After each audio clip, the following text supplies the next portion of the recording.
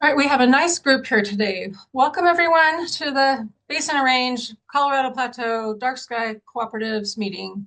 I'm glad you can join us, and I'm so pleased, I'm so grateful to have a new um, presenter today, Dr. Zachary Vanderbosch. I hope I said that right. Please correct me if I'm wrong. Great. Zach is with us, tuning in from Fort Collins, Colorado. And as some of you may already know, and I said in my email, he is recently hired by the National Park Service, Natural Sounds and Night Skies Division. He is a physical scientist and has recently been in California and before that in Texas. He was working at McDonald Observatory in Austin, doing some postdoctoral work, or no, that was his PhD, pardon me. And then at Caltech, in my hometown, Pasadena, California, he was working for his postdoc work. And we're going to hear for the next half an hour this discussions with Zach. His presentation is all queued up, and we have some Q&A after that, and then we'll move into our meeting. So welcome, Zach. Glad to have you. And Oh, thanks, Lisa. of course, I'll go ahead and share, make sure the screen looks good. Okay, can everybody see this? looks great. All right, yeah, so as Lisa said, I'm a fairly new hire with the NSNSD, based in Fort Collins now as a physical scientist. So I'll kind of talk a little bit about NSNSD at the end, but I was kind of asked to focus on some of the past research that I've done, which is all kind of just in purely the astronomy realm. I haven't done a whole lot of work related to dark skies protection efforts in the past, although I've been keenly aware of it with the time that I've spent out at observatories, because I've primarily been an observational astronomer as my kind of background. So, pictured here is one of my favorite places on Earth, McDonald Observatory, and one of my favorite telescopes on Earth, which is the 2.1 meter Otto Struve telescope, which was the first telescope ever built at McDonald Observatory back in the late 30s. And at the time, it was the second largest telescope in the world. So all the astronomers in the world were excited to be using this particular telescope and do groundbreaking research. And still to this day, it's fantastic. They've kept it up to date, they've kept it running, and it's still, I think, one of the best running telescopes at the observatory, which makes me very happy. Um, and then also, as some of y'all are aware, this is an area of pretty intense dark sky protection efforts and working with the kind of oil drilling activity out there in communities to preserve the dark sky, both for science and for ecology and just for human enjoyment out there. So um, I'll kind of come back to that a couple times throughout, but just to kind of go over my background a little bit more, I'm originally from Charlotte, North Carolina. I grew up in North Carolina until I moved to do grad school. But I went to UNC Chapel Hill. That's where I got my bachelor's degree, and then took a couple years off exploring some kind of outdoor recreation opportunities before I went back to do some research. And yeah, as a PhD candidate, I spent a lot of time at McDonald. Like I said, I was observing a lot and probably spent a full year of my time as a grad student working in West Texas, a little bit of time in Albuquerque, New Mexico, working at the national lab there. Most of my time in Austin, of course. But this was really where most of my current knowledge about dark skies um, grew because I interacted with people like Bill Wren and Stephen Hummel out at McDonald Observatory, who's still very actively working with dark sky advocates and doing dark sky protection work. From there, I went to Caltech, did a 3-year postdoc, mostly working in time domain astronomy. Um, spent a lot less time at observatories at this point because of kind of the transformation COVID imposed, where a lot of in-person observing transferred over to remote observing that you could do from your at-home desk or couch or wherever. Um, but that was still a great time. I was working with large surveys for the most part, which I'll talk a little bit about. And now I am stationed in Fort Collins, working with the NSNSD as a physical scientist and kind of learning and kind of growing my roles at the moment. And yeah, I'll come back to that towards the end. So I'm going to jump into the research side and give a kind of introduction to what I focused on the most, both as a grad student and a postdoc. And even as an undergrad, this is kind of the area of research that I worked in. So in particular, I study white dwarf stars, and maybe you know what that is, maybe not. So I'm going to kind of go through and explain what a white dwarf is, how it's formed, and why should we even study them. So here's a little stellar life timeline. Starting from the left, this is sort of the sun today, and going forward is how it will evolve over the course of like 5 to 6 billion years. And basically, what's happening is the nuclear fuel that's in the center of the sun, that's currently providing the energy that we feel here on Earth, is going to eventually run out. And once it sort of reaches the end of the line and the nuclear fuel is exhausted, it goes through these phases where it expands and it expands into a red giant. Eventually, it will shed off most of its outer layers and leave behind just the core of the star. That core is what eventually becomes the white dwarf. But there are several, just to kind of go over different outcomes. The white dwarf is what we consider the end stage of stellar evolution for most stars in our universe, but there are other possible outcomes. So really, really massive stars will become black holes after they go supernova, and that's like a true explosion. Um, but you have to have a very massive star, and those are a lot less common. Once you go a little lower mass, the outcome is a neutron star, which you still go through a supernova to get. But white dwarfs, which are really what most of the stars in our universe become at the end of their lives, are produced by around 97% of stars, and they're fairly, typical masses for these are like zero point 0.6 solar masses, so very similar to the mass of our sun today. And they're very simple objects. So they're primarily composed of just like the leftovers of nuclear fusion or the ashes, so to speak. And for low mass stars, that's carbon and oxygen, because as you're fusing kind of up the elemental chain, you go from hydrogen to helium, and then helium is fused into carbon and oxygen. But these lower mass stars don't have enough kind of gravitational pressure to fuse beyond that like the really high mass stars do. So that's the end of the line. And that's what most stars will end up as is these balls of carbon and oxygen gas. There is still some leftover hydrogen and helium, but it's tiny, tiny amounts compared to the vast majority of the star. But because these things are really, really dense, um, they stratify really, really cleanly. So the heavy elements, carbon and oxygen, kind of sink in towards the center of the star, and the helium and the hydrogen float to the surface. So when we observe these stars with the telescope, we see them as hydrogen stars because we can't peer through the hydrogen into the helium or the oxygen.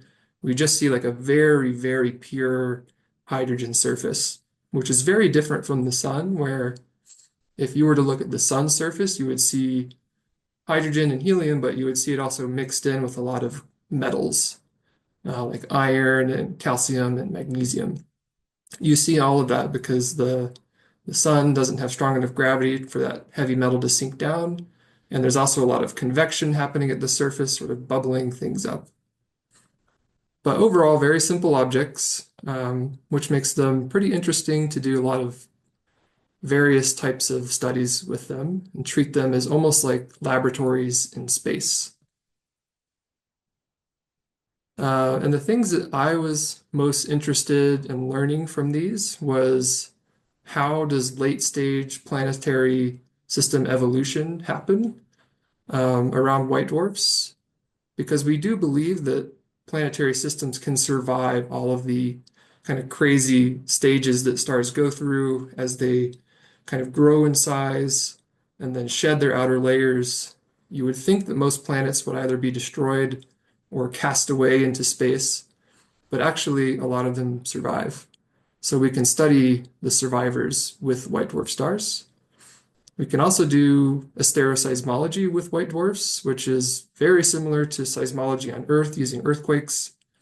We can observe these stars and we can observe them pulsating, which makes them brighter and dimmer on timescales of just a few minutes, like really, really fast, at least as far as astronomical timescales go. And we can use those to then kind of probe, apply models to the star and probe the interiors of the white dwarfs to learn about the composition as you go towards the core, the density as you go towards the core, and really understand sort of the fundamental physics going on inside the star.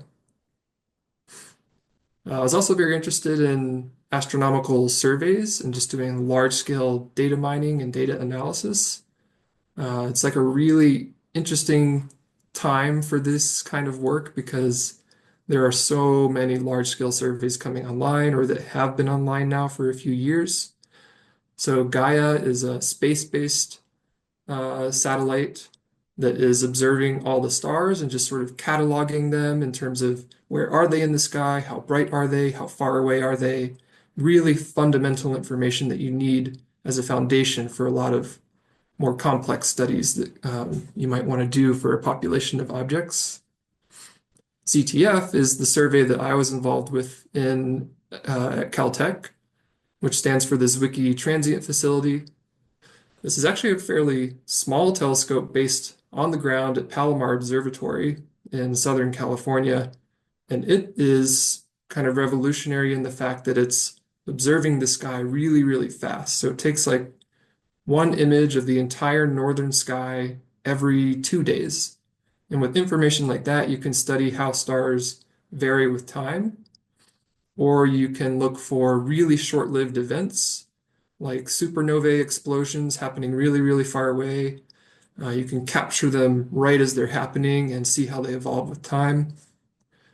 And then other surveys like the Sloan Digital Sky Survey 5, where 5 just indicates it's sort of in its fifth stage. It's been going on for a really long time, like decades at this point. But this new fifth stage is a new evolution for this survey where they're doing spectroscopy of the entire sky.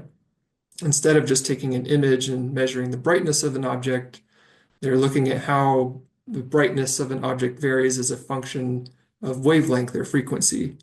And that is totally revolutionary for us now. And people are still learning or developing techniques to see like what we can actually learn from data that's this rich. And so as a consequence, the other thing I was very interested in was astronomical pipeline development, developing software that allow us to quickly and efficiently and accurately analyze the data that we're getting for sources. And mostly this was focused on the follow-up stage. Like once we identify some interesting objects, we would go to the telescope and we'd get more detailed information on it.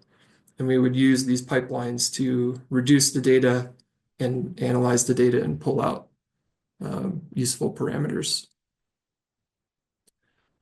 Yeah, so from here, I'm mainly just going to focus on this late stage planetary system evolution because that's what kind of captured the majority of my time and interest over the past few years.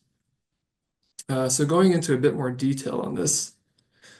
So our solar system today is what other planetary systems look like around other stars. We know today that planets are very common, actually. Probably most stars have at least one planet, if not more. And now that we know of so many planets, we're able to kind of think about kind of longer term questions about how these planetary systems might evolve as the star evolves, or just even as planets interact with each other. But as stars evolve, some planets will be destroyed, they'll be engulfed by the star. The loss of mass from the star during its evolution will cause planets to migrate around. Planets can collide, they can scatter with each other just by gravitationally interacting, and some will fall inward as all this happens and they'll be engulfed too. So it's a very chaotic time, and you would think nothing could possibly survive. But the most distant planets and even other smaller things like asteroids and comets, they can survive, at least some percentage of them. And we know this because when we observe white dwarfs, we find a lot of indirect evidence that there are still planetary systems there. Um, and one of the really interesting things you can do with these is for those planets that do survive, some of them can still interact with each other, scatter some things in towards the white dwarf. And because the white dwarf is such a dense object, it rips these objects apart. And the material that falls onto the white dwarf, we can use it as a kind of composition meter, so to speak. So the composition of that material that falls on is the composition of the planet or asteroid or whatever falls onto it. So we can actually learn with white dwarfs what exoplanets are made out of, which previously there was no method to do that in astronomy. So that's one really useful kind of laboratory aspect of white dwarfs. We can use them as kind of spectrometers of planetary objects. So just a little bit of history on exoplanet discovery. So here's a spectrum of a white dwarf. So this is the brightness of the white dwarf is a function of wavelength, and wavelength here is in angstroms, which is 1 angstrom is just 10 nanometers if you're not familiar with that unit. So 4,000 here would be about 4,000 nanometers, and that's about as blue as the human eye can detect. And this spectrum is focused on 340 to 400 nanometers, very blue part of the optical range. And all these little dips here, and sometimes big dips here, are associated with metals in this white dwarf. So there's some iron, there's some magnesium, there's some calcium. And today we now understand that all of this metal is from some planetary object that got tidally disrupted by the white dwarf and is now falling onto the surface of the white dwarf. And all of these metals would tell us what is the composition of that object. But people didn't believe this for a long time, and it was long thought that the first kind of evidence of an exoplanet was found around 1992 when people used pulsars, which are neutron stars spinning incredibly fast, to do what is called a timing variation study and find little deviations from what they expected with the timings to say, oh, there's a planet here, it must be causing these variations. But once we kind of understood the spectrum better and that it was actually associated with planets, some people in 2016 went back to photographic plates taken from Mount Wilson Observatory, which is right next to Los Angeles today, and used the 60-inch telescope to take a spectrum of a white dwarf that they called Van Manen 2. Van Manen is the name of the person that found this white dwarf. And they realized, oh, wow, look, these two little bright spots here. This is the result of absorption from calcium, which is these huge dips here that we see in the spectrum. So now we know retrospectively, 100 years later, that Van Manen 2 actually provided the first indirect evidence of exoplanetary systems. What I would do, so that's kind of just a little bit of history, but what I was most interested in was a different piece of evidence that ties planetary objects to what we see around white dwarfs, and that is using what we call the transit method. So this is another way to find exoplanets where you just wait for the planet to pass in front of the star, and it will block a little bit of light and block and cause the flux of the star to dip. And you know that during this dip in the flux, that's when some exoplanet or cloud, in some cases, passed in front of the star. So you can do the same thing with white dwarfs and the clouds of planetary material that are generated once an object has been ripped apart by the white dwarf's gravity. So here's just a bit of a schematic representation of a cloud passing in front of a white dwarf. And beneath it, in these orange points, is what we actually observe with a telescope. So this is the brightness of the star, kind of as a function of time as you go from left to right. And at some point in time, you see sort of a complex series of dips. And this is when we think a cloud of planetary material is passing in front of the white dwarf. It completes the transit, and then we're back to sort of nominal white dwarf brightness. So what really clues us into the cloud nature of this object is one, the duration of this transit, which is quite long. It's about 30 minutes. If it were an actual solid planetary object, this transit would be like really fast. It could be as short as a minute, maybe less, up to maybe a few minutes.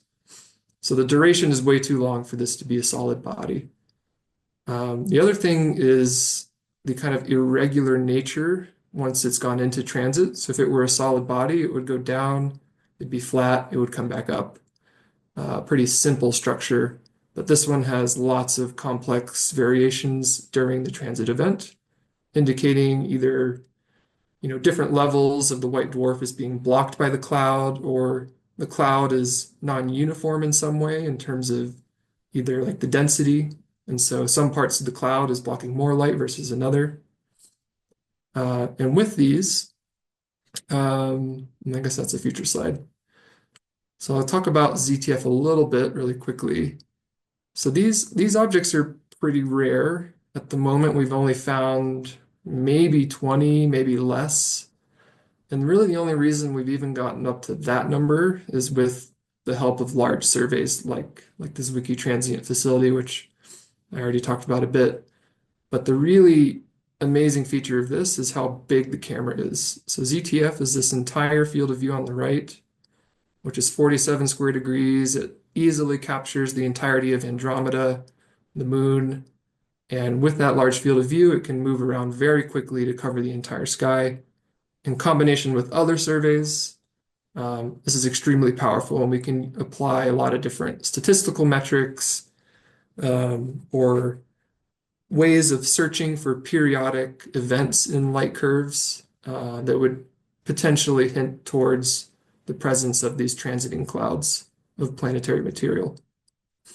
And with that, we can find objects like this, which are really what I was trying to find the whole time.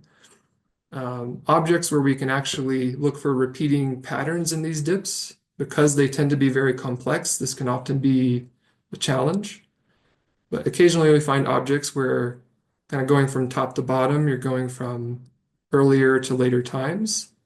And these light curves from different nights are sort of stacked on top of each other in a way where period or dips that are repeating are right on top of each other, and you can sort of match up one dip with the next. That's what these arrows are indicating. The blue data was taken in December of one year, and then the red data was taken in February of the following year. So you can also see how quickly these dips are changing. So it's particularly challenging because these objects change dynamically over a period of weeks or months. We really have to use sort of short chunks of data like this taken over the course of just a few nights in order to do this type of pattern matching. So I thought this was a fun class of objects to work on because of the challenge associated with them, the rarity, and then also just like once you have a good candidate, the detailed follow-up observations you have to do in order to actually nail it down. But once you have a period, so in this case, the period is around 9.9, or I guess right around 10 hours. Then you can start to do more detailed studies of objects like this and kind of characterize the debris that's orbiting it. What is its composition? How does it match with the composition that we get from material that's on the white dwarf surface already? And is there something we can learn about the nature of the object that actually got torn apart in the first place? Yeah, I think that was all on the research. And now I'm a physical scientist here at NSNSD. And I guess my main roles are going to be kind of assisting parks in their endeavors to kind of learn about their night sky resources. So that could be doing resource condition assessment with the various measurement techniques that we have to let them know, like how dark is your sky, how polluted is your sky, things that you all are very familiar with. Helping them do lighting inventories and provide technical guidance for parks that are seeking DSI applications. And then also doing some maintaining and developing of our instruments here and the pipelines that we use to process all the data. Of course, engaging with partnerships to promote night sky protection and doing scientific investigations on the impacts of lighting and light pollution and yeah, just promoting night sky protection in general. Yeah, thank you very much. I think that was my last slide. Zach, that was great. I am totally blown away. Thank you so much. There was one question that was from Steve. I'm not sure if you could address this. You might have mentioned it, but Steve Moore mentioned, I'm curious, how do we know the carbon and oxygen composition of white dwarf cores? It was in our chat. Could you kind of go into that a little more? Yeah, how do we know that there's carbon and oxygen on the inside? Is that the question? Yeah, how do we know the C and O composition of white dwarf cores? Yeah, so that we can kind of infer that a few different ways. So one is through asteroseismology. Um, so there are models for more massive stars that turn into white dwarfs that would suggest the interior is composed of different types of elements. It could be helium core, or it could even be heavier elements like neon cores. And the way we can sometimes differentiate that is with binary star systems. We can get the total mass of the white dwarf um, by just applying kind of simple Keplerian equations to the binary system to kind of solve for the masses of the two objects. And then once we know the mass, we basically know what the density is, and with that, we can infer a composition. Um, there's a little bit of uncertainty in that, so it's not necessarily 100% sure like what every white dwarf is composed of, especially as we've learned a lot more about binary star evolution and how complex that can be and how that influences the core composition of a star. Um, so yeah, that's a good question, and it's something that I think has just sort of been settled on over time. But for an individual object, you have to be pretty careful to understand whether it was formed through single star evolution or binary star evolution that has a huge impact on it. That is rather impressive. You said that you find this work really fun because of the challenges. So you have definitely found a challenging body of work. It's just really fascinating. Um, Yeah, it's very fun to work on. Really, yeah. And that first question came from Steve, and he is a dark sky interpreter, amateur astronomer. So he is very dialed into the science. I see Aviva. Can we have your email to be in touch with you? Would you be willing, Zach, to share your email with our group here? Aviva is Yeah, sure. the coordinator, the education coordinator for Great Basin National Park Observatory, the foundation, the Great Basin National Park Foundation. Yeah, and we have also a Great Basin Observatory. So I just thought I might, you Oh sparked yeah. some curiosity for me that I thought it might be fun to get in touch with you. Yeah, of course. I'll put my address in the chat. Thank you so much. Great. Thanks, Zach.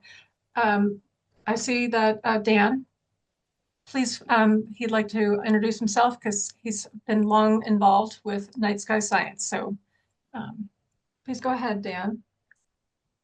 Hi, Zach. Can you hear me? Yeah, I can hear you.